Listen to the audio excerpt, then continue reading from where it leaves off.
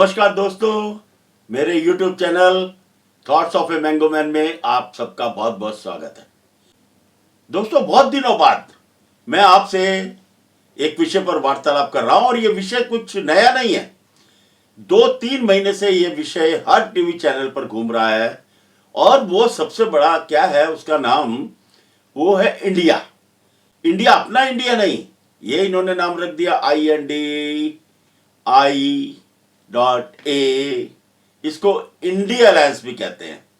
दोस्तों, मजेदार बात यह है कि जितने सारे जो राजनीतिक दल हैं वो विपक्ष में हैं या कहीं पर भी उनकी सरकारें भी हैं, सब इकट्ठे हो रहे हैं और उसका कारण सिर्फ और सिर्फ एक कि किसी तरह मोदी को प्राइम मिनिस्टरशिप से हटा दे।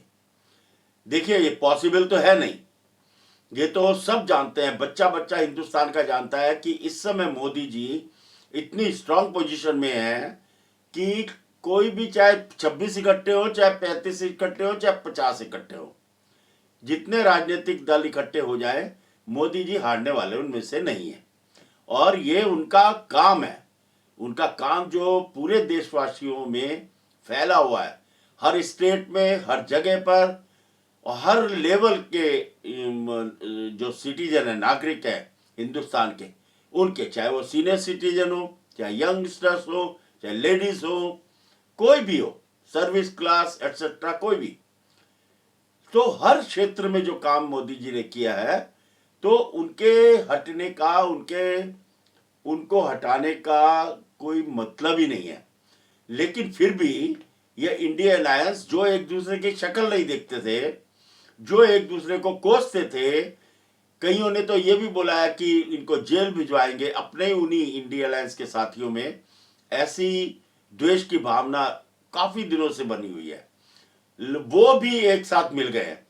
मुझे नहीं पता कि इतना बड़ा दिल कैसे हो जाता है कि एक साथ में बैठे हैं जो कभी एक दूसरे को गालियां देते थे।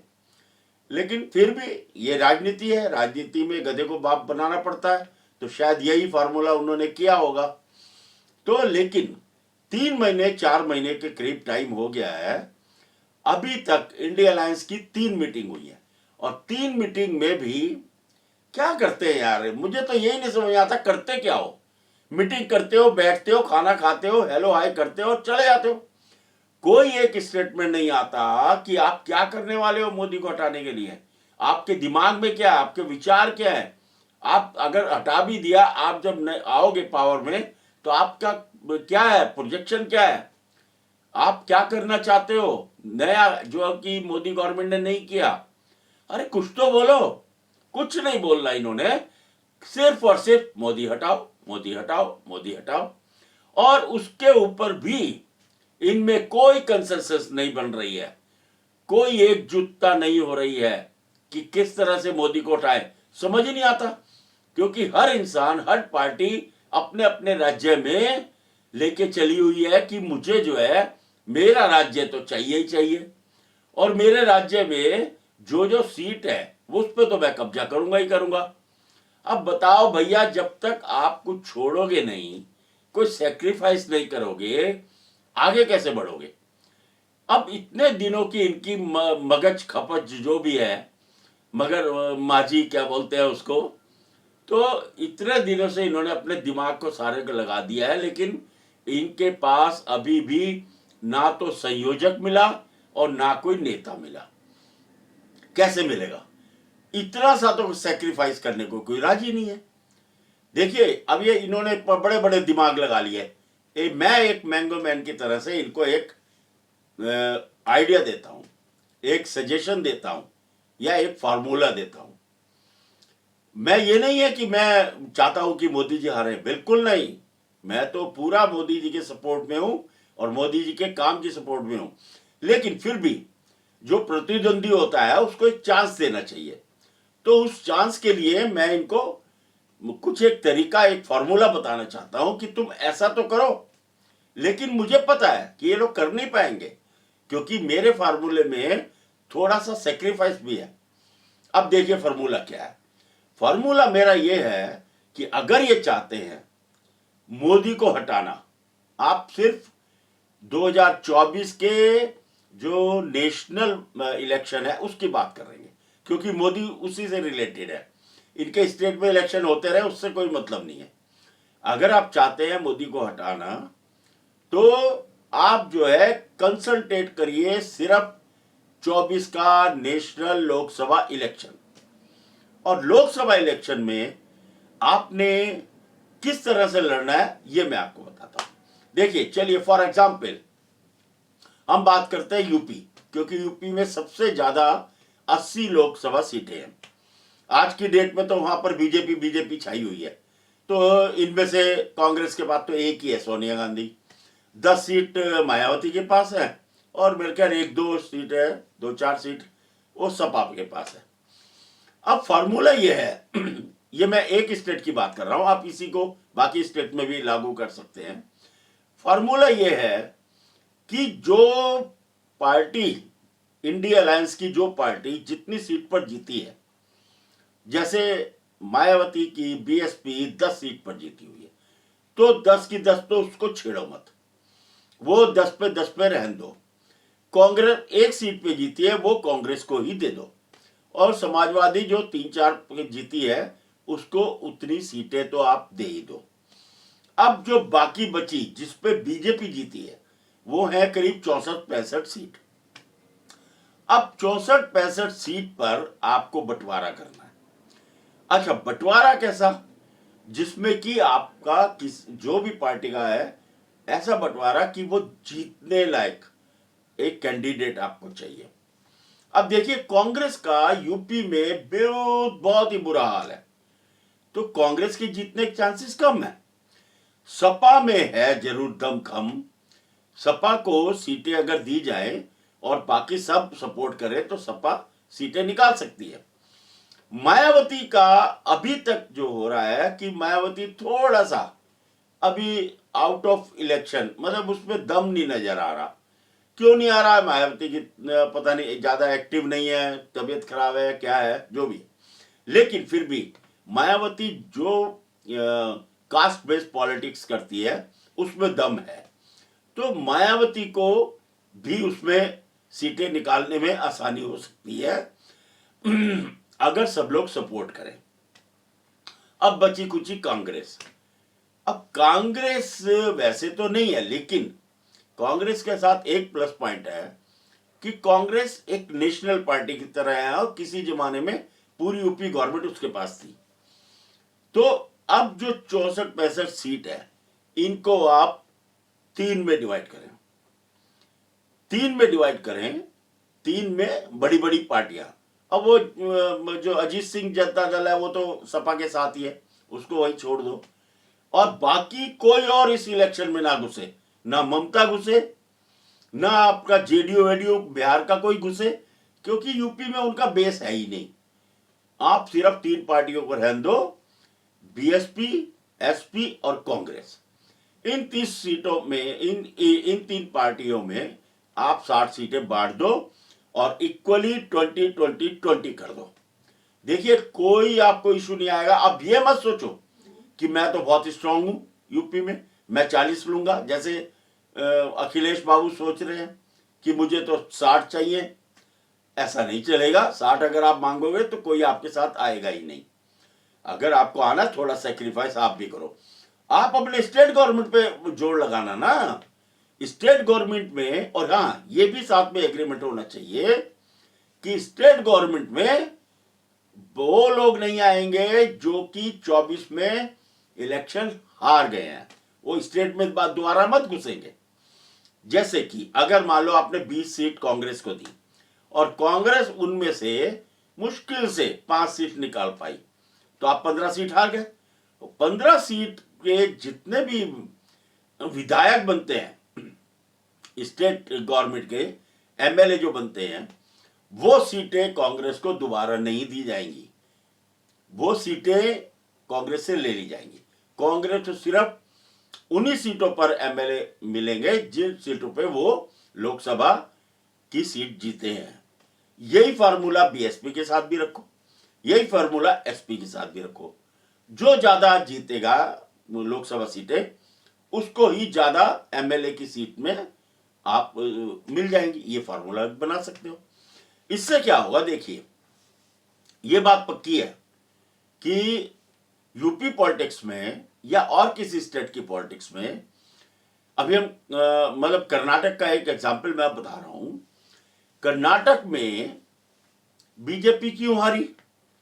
कर्नाटक में जो जेडीएस थी, पहले का था कांग्रेस थी और जेडीएस थी, तो बीजेपी का जो वोट है ही नहीं, वोट बैंक बिल्कुल नहीं है, वो है मुस्लिम वोट। मुस्लिम वोट कांग्रेस के साथ भी था और जेडीएस के साथ भी था। अभी हुआ क्या, इस इलेक्शन में, जो लास्ट इलेक्शन कर्नाटक का हुआ था, कांग्रेस ने, खड़गे जी को इसमें क्रेडिट देना चाहिए, कांग्रेस में अपने मैनिफेस्टो में कुछ एंटी हिंदू बात करी, जैसे बजरंग दल को बैन करना और कुछ और तरह की। तो उससे क्या हुआ, मुस्लिम वोट ने सोचा कि अगर हम जेडीएस को देंगे तो ये फिर डिवाइड हो जाएगा, जेडीएस आधी जेडीएस को चले गए, आधी कांग्रेस चले गए, बीजेपी फिर आ जाएगी पावर में। तो उन्होंने क्या किया कि पूरा पूरा एक ऐसा किया कि सारे वोट जो है कंसोलिडेट करके और पूरे पूरे कांग्रेस को दे दिए। उससे क्या हुआ, फायदा यह कि कांग्रेस के नंबर बढ़ गए, जेडीएस के कम हो गए। जितने कांग्रेस के बढ़े हैं उतने ही जेडीएस के कम हुए हैं, उसके आसपास आप देखिएगा रिजल्ट उठा के। और बीजेपी का तो वैसे इंटैक्ट वही रहा, जितने वो पहले लेती थी उतना ही रहा, लेकिन पावर में कांग्रेस आ गई due shifting of Muslim vote. अब यूपी में भी यही है, अगर मुस्लिम वोट कांग्रेस में भी बटा हुआ है, बीएसपी में भी बटा हुआ है और सपा में भी बटा हुआ है, तो ये तीनों में बटे रहेंगे। अगर तीनों अलग अलग लड़ेंगे तो बीजेपी को कोई मतलब है ही नहीं, कोई चैलेंज ही नहीं है।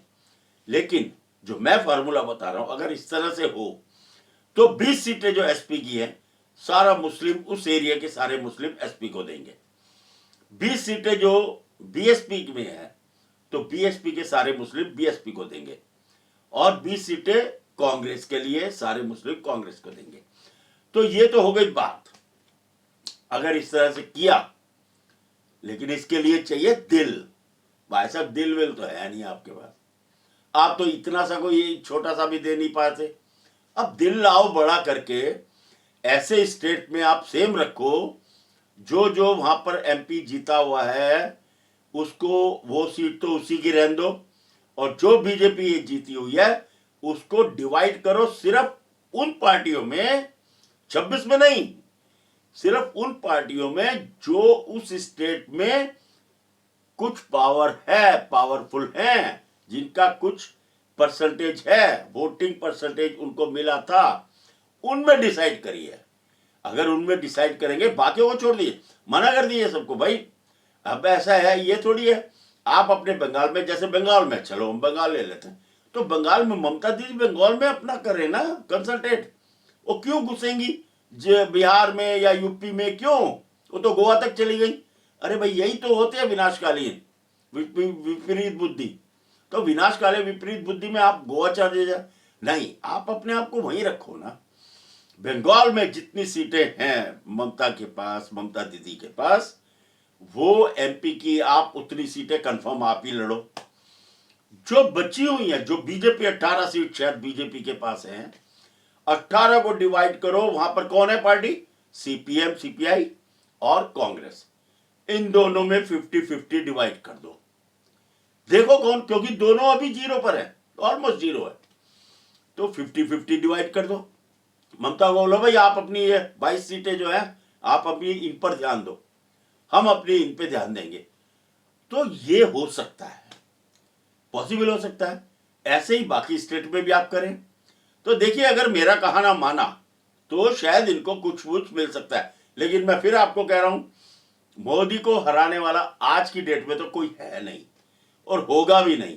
और ये जिस तरह से लड़ रहे हैं ना, अभी पंजाब का इशू आ गया, आप गवर्नमेंट बोलती है जी मैं तो वहां 13 की 13 लड़ूंगी, कांग्रेस बोलती है मैं भी लड़ूंगी, तो लड़ लो भाई, तुम ही लड़ लो, फिर वो मोदी वाला फंडा तो हटा दो ना, भूल जाओ उसको। तो ये तो होना ही है इन लोगों का, क्योंकि ये पार्टी में ये सत्ता के भूखे लोग हैं, इनको कई टाइम से सत्ता हासिल ही नहीं हुई। सत्ता नहीं है तो पैसा भी नहीं है, पैसा नहीं है तो इनके जो पूरे पार्टी होती है, कैडर होता है, जो वर्कर्स होते हैं, जो इनके मेंबर्स होते हैं तो उनको भी तो खिलाना पड़ेगा। कहां से खिलाओगे भाई? तो इसलिए इनको समझ में आना चाहिए कि हमारा लड़ने से कोई फायदा नहीं है। अभी ये जो भी मीटिंग करें नेक्स्ट, उसमें ये एक तो संयोजक अपना बताएं और एक अपना नेता डिसाइड करें। अच्छा, नेता के लिए भी मैं आपको बता दूं लास्ट में जाते जाते, नेता इनमें से कोई नहीं, जितनी पार्टियां हैं इनको छोड़ दो। आपको नेता रखना चाहिए खड़गे, मिस्टर खड़गे। राहुल गांधी को तो भूल जाओ, कोई पार्टी उसको सपोर्ट नहीं करने वाली। मिस्टर खड़गे के नाम पर सहमति बन सकती है। शरद पवार थे, लेकिन शरद पवार के तो घर में ही भाई साहब वो भतीजे साहब उनसे अलग हो गए, उनका तो वहां ही कंट्रोल खत्म हो गया, तो उनकी इमेज बहुत ज्यादा डाउन हो गई। अब शरद पवार वैसे भी रिटायरमेंट के आसपास है, उनके बस का नहीं है। लेकिन खड़गे अभी हैं, भले चाहे उनकी उम्र ज्यादा है, खड़गे एक्टिव है, पॉलिटिक्स में भी रखते हैं। कर्नाटक में जो जिस तरह से उन्होंने खेला खेला, तो वो खेला हो सकता है। और खड़गे जी के नाम पे 26 की 25 पार्टियां जो है उनको सपोर्ट कर सकती हैं। इतना बड़ा अभी कोई भी नहीं है। तो राहुल गांधी, अगर कांग्रेस एक्सेप्ट करती है कि हम राहुल गांधी को पीछे ले लेते हैं, तो भाई साहब आप मोदी को हराने की सोच सकते हो। लेकिन अगर आप सोचोगे नहीं नहीं राहुल गांधी तो रहेंगे, तो भाई साहब भूल जाओ। और अगली बार जब आपकी जो सीटें हैं ना 50-52, ये भी कम। हाँ, एक और मजाक की बात है, अभी किसने बोल दिया, इनके जयराम ने बोलता है जी वो पार्लियामेंट जो नया बनाया वो किस लिए, उसमें मजा नहीं आ रहा, उसमें ये नहीं आ रहा, वो नहीं आ रहा। अरे भैया, अगले इलेक्शन में तुम वहां पहुंचोगे ही नहीं, तुम क्यों ऐसा बात कर रहे हो? भगवान ने बोल दिया ठीक है, अगर तेरे को पसंद नहीं अगली बार मैं भेजता ही नहीं तेरे को। तो कांग्रेस के 52 जो है ना वो 5 पे रह जाएंगी। चलो क्या करोगे, बैठ जाओ, पार्लियामेंट भी जाना बंद हो जाएगा। तो अभी अभी सोचो, अगली पार्टी में अपना नेता डिसाइड करो, खड़गे जी को नेता लाओ, और जो मैं फॉर्मूला बताया है इस पर चलो, तो मोदी जी से कुछ फाइट बनती है। अदरवाइज कोई फाइट नहीं है, मोदी जी जीतेंगे ही जीतेंगे। आज भी मैं कह रहा हूं, कल भी यही कहूंगा आके। दोस्तों, इतना तो मैंने बोल दिया है। अब बाकी देखो 26 पार्टियों को अकल आती है या नहीं आती, या अभी भी मीटिंग करते रहेंगे, 24 के बाद भी मीटिंग ही करते रहेंगे। तो चलो करने दो इनको मीटिंग है। अगर हमारी नहीं सुन रहे, आम आदमी की नहीं सुन रहे, मैंगो मैन की नहीं सुन रहे, तो क्या करेंगे? जाओ भैया खेलो फिर। ओके दोस्तों, फिर बात करेंगे और किसी नए विषय पर। धन्यवाद, आप अपना बहुत ध्यान रखिए, खुश रहिए, धन्यवाद।